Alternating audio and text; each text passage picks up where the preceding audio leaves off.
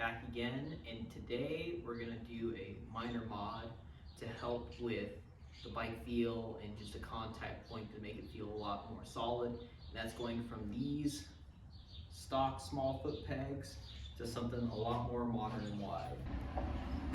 All right, we're back at the workbench.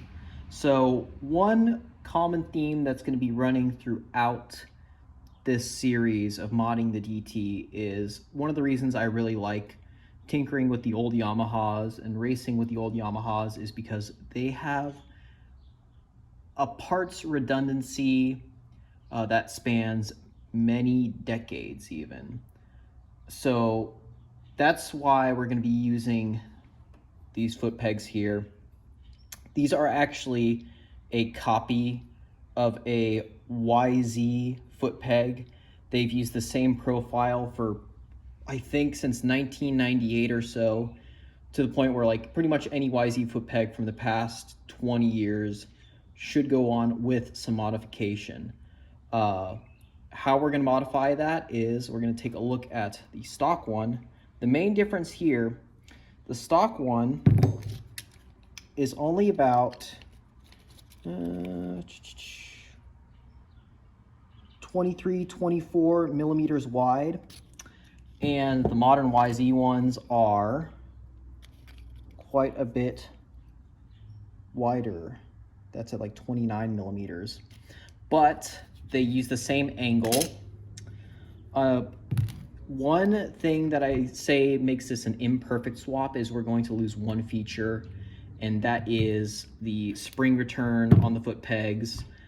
There's just no way to get these springs to work with the stock foot peg mount. But I am okay with that. I think it will work fine in most scenarios for me. And the other thing that makes this imperfect is I said this is a mold copy of a YZ foot peg. I've got a real one right here. This one's off of a WR450, but same style foot peg. The metallurgy on these copies is just not something I would trust jumping on, to put it mildly. But really, I'm just here to see if this proof of concept will work. So I'm cutting these guys up before I bite the bullet and buy some YZ foot pegs. I only have the one side for this one, right side foot peg, so I'm gonna have to buy a set and modify those. But let's get into how I'm gonna modify this.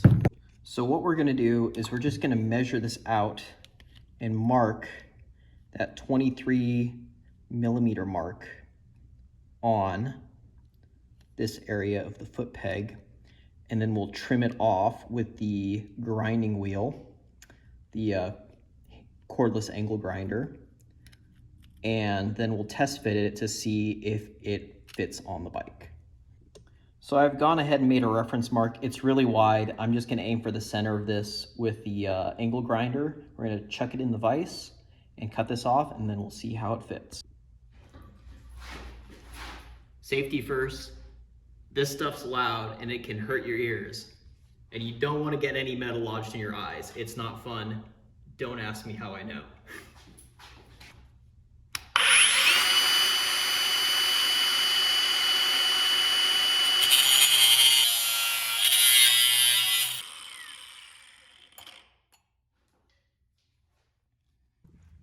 All right, let's straighten that guy out.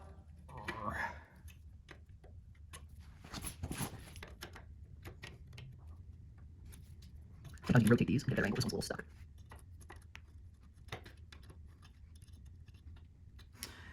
All right, let's see if we can get some vice grips on there. Ooh, we're almost there. One more yank should do it. There we go.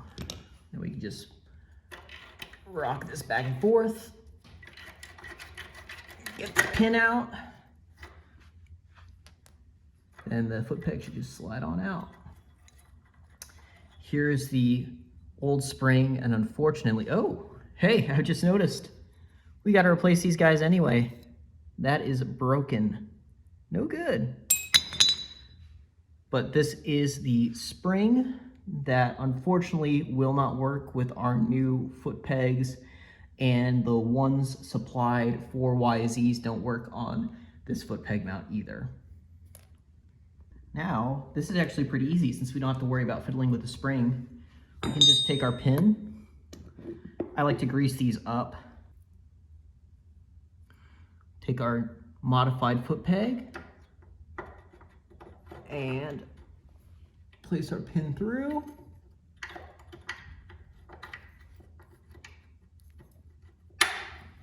There we go.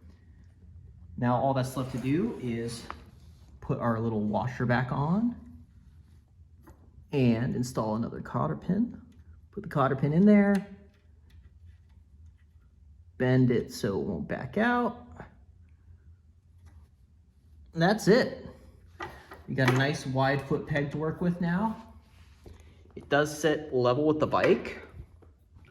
So I think these will be pretty comfortable. It doesn't seem like they're gonna slip. They butt up against the foot peg mount really nicely there. So I might run these a little bit, see how I feel about them. And if I really like these, and I think I will look for a used set of OEM YZ foot pegs. They're on eBay all the time. They can be had for like under $30. And I think it's a great upgrade to these old bikes.